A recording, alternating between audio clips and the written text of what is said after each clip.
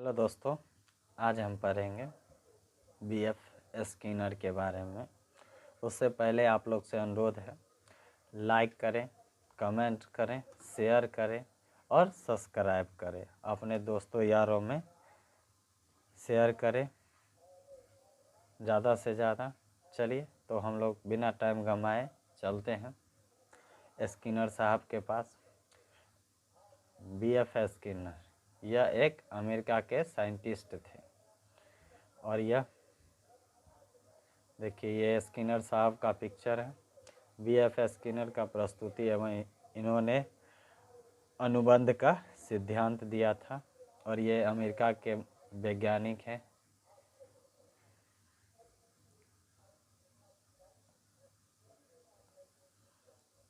और इनके बारे में ये चूहा पे प्रयोग किए थे।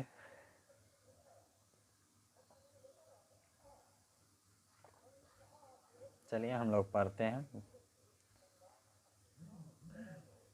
इस सिद्धांत के प्रतिपादक अमेरिका के हार्वर्ड विश्वविद्यालय के प्रोफेसर बीएफ स्किनर थे। यह तो आपको पहले ही बता दिए। यह अमेरिका के वैज्ञानिक थे जिनका नाम था बीएफ स्किनर। हार्वर्ड विश्वविद्यालय के ये प्रोफेसर थे। यह इन्होंने अनुक्रिया का सिद्धांत दिया है।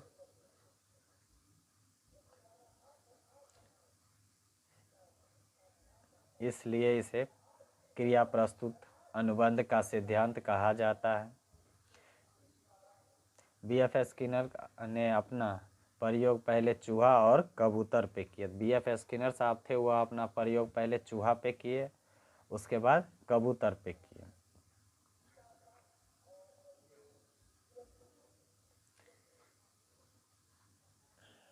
इन्होंने एक बॉक्स लिया और उसमें एक चूहे को बंद कर दिया। बॉक्स के एक लीवर लगा हुआ था, उसमें एक छिद्र था। जब लीवर दबाता था तब खाना आ जाता था उस छिद्र से के द्वारा। चूहा जब चूहे को भूख लगता तो इधर उधर घूमते लगता।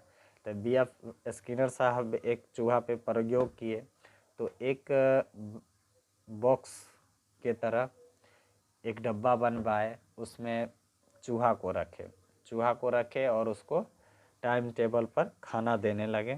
खाना देने का मतलब है कि जैसे 2 बजा तो घंटी बजा दिए और खाना दे दिए, रख दिए वहाँ पर। तो चूहा अपने बॉक्स में कुदकता उछलता था तो एक स्विच पे उसका पैर पड़ा कुदकते कुदकते, तो उसने जब कूदा तो स्विच दबा गया तो उसका खाना आ गया। तो उसी तरह प्रक्रिया करते करते करते करते वह उसी तरह का जब उसको भूख लगता तो डब्बा में कुदकता, उसी स्विच पे कुदकता तो उसे खाना मिल जाता। तो इसी को हम लोग अनुक्रिया का सिद्धांत कहते। आगे हम लोग पढ़ेंगे।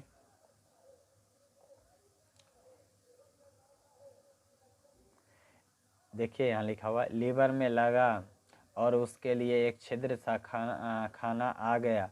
इसके बाद उसने इस क्रिया को दोहराया और दोबारा आ गया। इसमें चूहे की प्रतिक्रिया करते हुए उसका खाना मिलता जाता और उसे इस क्रिया का प्रस्तुति अनुबंध का सिद्धांत दिया। तो यही क्रिया बार बार चूहा दोहराता था, इसी को हम अनुक्रिया अनुबंध का सिद्धांत कहते हैं, जिन्हें बीएफ स्किनर साहब ने दिए हैं। चलिए आगे हम लोग बढ़ते हैं। देखिए यही चूहा है, यहाँ देखिए स्पीकर है, आवाज़ दिया जाता था। ये लाइट है और यह स्विच है और यहाँ से उसको खाना मिलता था। यहाँ दबता था और यहाँ से खाना मिलता था। सेम बॉक्स है, इसमें भी उल्टा के दिया हुआ है, देख सकते हैं आप लोग। इस प्रयोग से यह निष्कर्ष निकलता है कि पहले अनुक्रिया होती है, बाद में उद्दीपन होता है। तो पहले क्या हुआ, चूहा कुदुक कुदुक कर स्विच पर पैर दबा और खाना अंदर आया। तो पहले क्या हुआ, अनुक्रिया हुआ, उसके बाद उद्दीपन हुआ। उद्दीपन मतलब होता है कि हम उसके बारे में जानना। हम यहाँ स्विच दबाएंगे तो खाना मिलेगा, यहाँ स्विच नहीं दबाएंगे तो खाना। जब उसको भूख लगता तब स्विच दबाता था तो खाना आने लगा। तो इसी प्रक्रिया बार बार करते करते चूहा को आदत पड़ गया इस चीज़ का। इसी को हम लोग अनुक्रिया का सिद्धांत कहते हैं।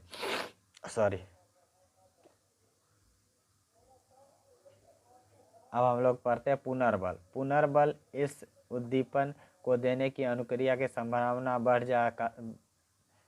जाती है, पुनर्बल कहलाता है। जैसे पेपर पास कर आने पर पेरेंट्स बच्चों को गिफ्ट, इसका मतलब ये हुआ जब हम लोग मान लें अभी सीटेट एग्ज़ाम नज़दीक है तो पेरेंट्स सबको कहते हैं इस बार पास कर जाएगा ना तो साइकिल दिला देंगे। जैसे कोई बच्चा 10th का एग्ज़ाम दे रहा है तो पास कर जाएगा, उसके माता पिता कहते हैं कि तुम पास कर जाएगा तो तुमको साइकिल दिला देंगे, मोबाइल दिला देंगे।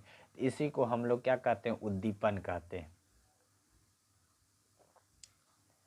पुनर्बल, पुनर्बल दो प्रकार के होते हैं, सकारात्मक पुनर्बल और नकारात्मक पुनर्बल। सकारात्मक पुनर्बल में होता है जैसे कि किसी को हम मोटिवेट, जैसे हम आपको पढ़ाते हैं तो हम आपको क्या कर रहे हैं, मोटिवेट कर रहे हैं, ज़्यादा से ज़्यादा कंटेंट दिला रहे हैं, जितना अधिक गहराई तक पढ़ाना संभव है उतना तक हम पढ़ा सकते हैं और क्या कर सकते हैं।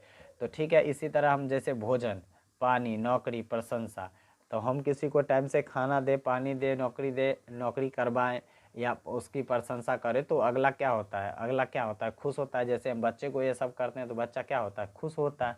तो इसी को हम लोग सकारात्मक कहते हैं। इसी में आ जाता है नकारात्मक। नकारात्मक जैसे हम बच्चा कह रहा है कि हमको भूख लगा, हम उसको कहेंगे नहीं देंगे, उसको दंड देंगे, पीटेंगे, मना करेंगे, डांटेंगे, तो उसको क्या होगा, नकारात्मक उसका प्रभाव, बच्चा पे नकारात्मक प्रभाव पड़ेगा। चलिए आगे पढ़ते हैं। प्राणी को यदि सकारात्मक पुनर्बल दिया जाए तो प्राणी क्रिया को दोहराता है। अब हम किसी बच्चे को मोटिवेट करेंगे तो वो आज नहीं तो कल, वह आज जो प्रक्रिया कर रहा है उससे अधिक कल करेगा। यही है सकारात्मक का प्रभाव। और नकारात्मक पुनर्बल यही है कि नकारात्मक पुनर्बल दिया जाता है कि प्राणी को दोहराया नहीं जाता। अब मान लीजिए नकारात्मक, हम भाई तुम नहीं कर पाता है, नहीं पास करेगा, ये करेगा, तो बच्चा और क्या करेगा, नहीं करेगा और कहेगा दूर पास होते ही नहीं है तो नहीं करेंगे, छोड़ देते हैं। चलिए आगे पढ़ते हैं। पुनर्बल अनुसूची। पुनर्बल अनुसूची भी दो प्रकार के होते हैं, एक सतत पुनर्बल और दूसरा आंशिक पुनर्बल। तो सतत पुनर्बल जानते हैं, सतत पुनर्बल होता है इसमें जब जब क्रिया होता है तो सिद्धांत पुनर्बल दिया जाता है। जैसे प्रत्येक सवालों को हल करने के लिए बच्चों का तारीफ करना। तो जैसे मान लीजिए कोई बच्चे को हम क्वेश्चन दिए, कुछ क्वेश्चन दिए, 2 क्वेश्चन दिए, उसमें बच्चे को हम बार बार भी पुरस्कृत नहीं कर सकते हैं, शाबाशी नहीं दे सकते हैं, तारीफ़ नहीं कर सकते, क्योंकि और उससे डिमोटिवेट हो जाएगा बच्चा। तो इस चलते हमको जैसे एक क्वेश्चन पे किए तो फिर 5 क्वेश्चन पे नहीं करेंगे, छठा क्वेश्चन पे फिर कहेंगे नहीं तुम बहुत अच्छा, शाबाशी देंगे, तो बच्चा का मनोबल क्या होगा, बढ़ता चला जाएगा। आंशिक पुनर्बल। आंशिक पुनर्बल इसमें हर क्रिया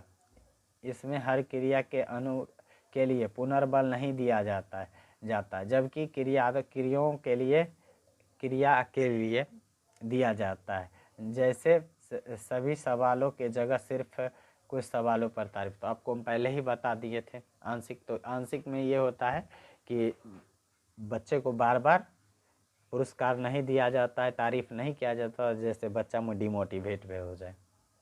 चलिए आगे बढ़ते हैं। ठीक है, आज का सेशन यहीं ख़त्म करते हैं। और आप लोग लाइक शेयर ज़रूर करें, अपने दोस्तों यारों में शेयर करें। और हम पर्सनल मेरी बात है तो हम पहले तो टीचिंग करते ही थे, बीच में छूट गया था तो फिर से हम रीस्टार्ट किए।